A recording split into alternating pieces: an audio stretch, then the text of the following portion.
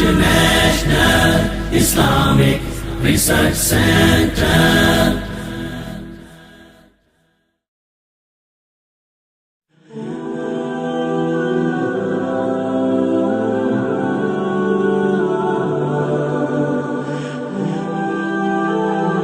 دنیا کی تاریخ میں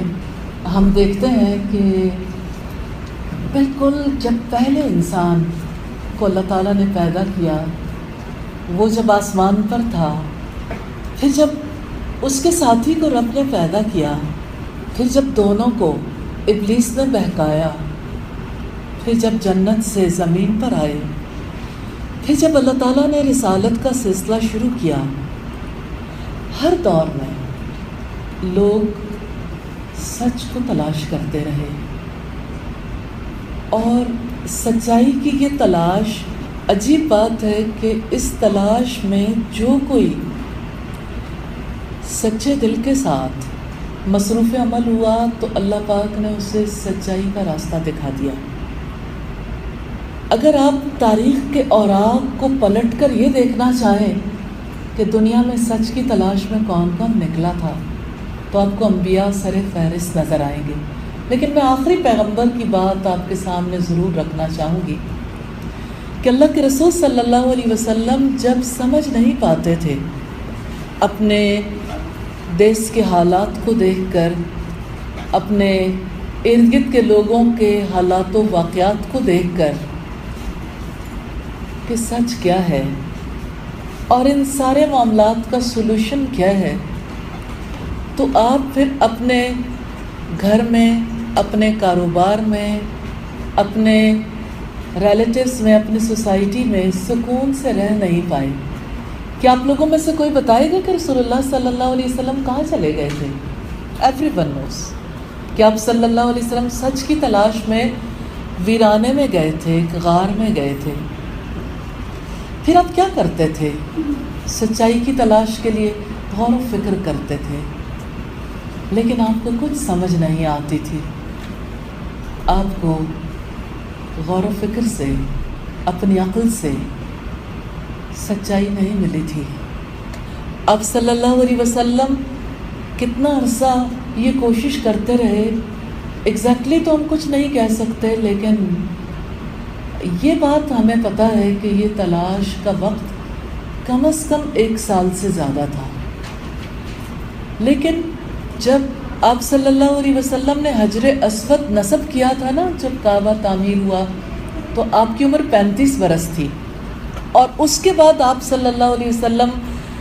بہت عجیب طرح کی تکلیف میں مبتلا ہو گئے کہ انسان کیوں گاجر مولی کی طرح کٹتے ہیں، لڑکیوں کو کیوں زندہ دفن کر دیا جاتا ہے، لوگ سود کھا کر دوسروں کا استحصال کیوں کرتے ہیں، اور لوگ بتوں کو کیوں پوجتے ہیں، وہ مٹی کے بت، پتھر کے بت، لکڑی کے ہاتھ سے تراشے ہوئے بت کیسے معبود ہو سکتے ہیں؟ تو آپ صلی اللہ علیہ وسلم کو بہت ساری باتوں کا جواب نہیں ملتا تھا۔ میں اس واقعے کے توسط سے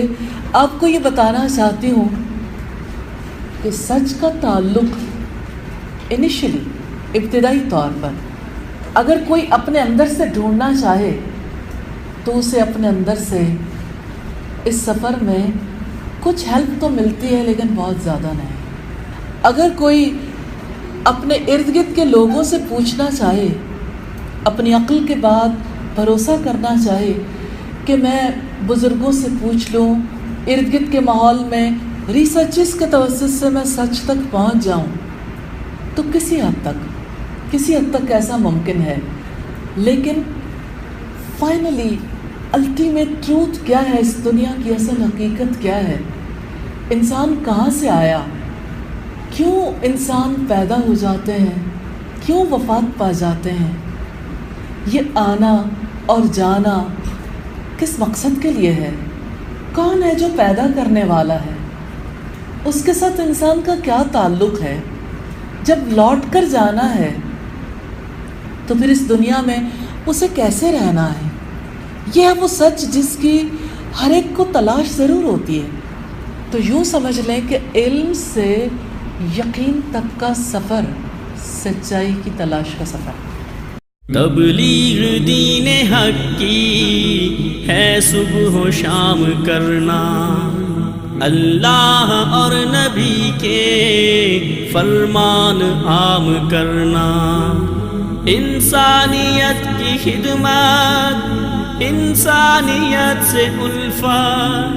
ہم فرض جانتے ہیں، یہ سارے کام کرنا۔ International Islamic Research Center.